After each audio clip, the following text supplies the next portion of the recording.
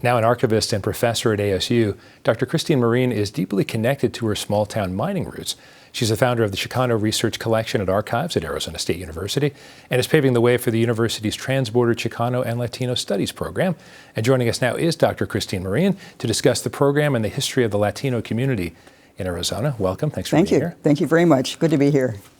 Your story is so fascinating as far as where you came from before you first arrived at ASU, and I know we don't have a lot of time, but to me that's... My roots are actually related to unionism and copper mining industry, because that is the history of my family, the men and the women, who learned the importance of unions and why that brought people together to resolve issues and problems and to reach success.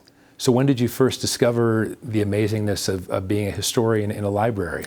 I became an archivist historian because of what was happening already at the Arizona State University campus. By 1968, there were already the roots of integrity and civil rights becoming a little bit differently interpreted by students.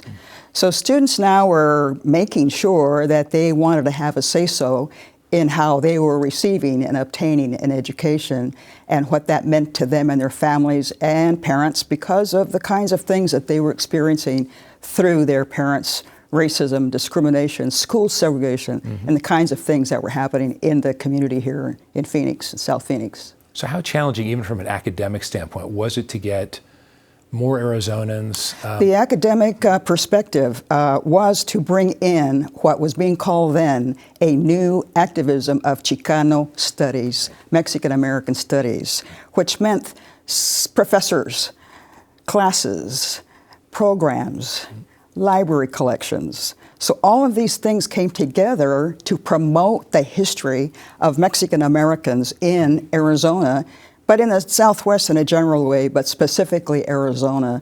So there was a need, according to faculty, staff, and students who were coming in, for a new library to offer materials that related to history and to their own backgrounds in Arizona. Was there a certain level of bumpiness, though? Were there people who were not as interested in learning about those sorts of things and said, no, because I'm thinking back all those decades, how much of a climb was it, even with students and professors and yourself saying we need this? Was it difficult to get through? I think Arizona State University was progressive in how it approached to meet the demands of the students for asking for classes in bilingual education, classes in Chicano history or literature, classes that meant something to them so they could become achievers.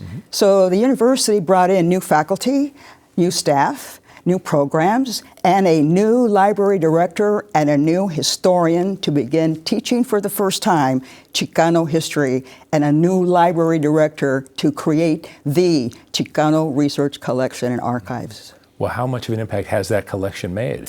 Since 1970, we have been in existence. We are the premier Chicano Research Collection. There is nothing like our materials, our collection, our goals, our objectives, supported for many, many years by the university president and administration. U of A, NAU do not have that kind of a perspective. Collecting materials about people, places, things, and events that relate to Mexican-American or Chicano Mexican-American history.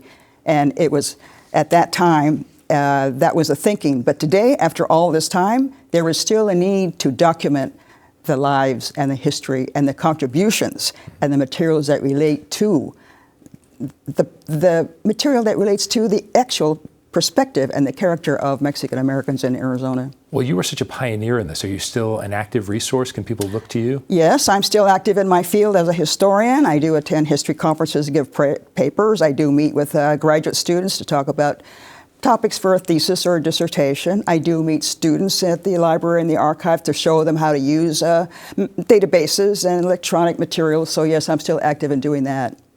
This is completely not fair because we probably have like a minute and a half left, but you've probably had so many aha moments in your career. Is there one you could share with us that when it comes to either finding something amazing or making a great advance in this field? I'm always amazed at the kinds of students that the university is producing now. The students who know technology and how to use technology and how to progress and become learners always of technology, but they are also the students who want to learn about their past. So they are the ones who make that connection with me, and I always learn something new from them. Well, a follow-up on that.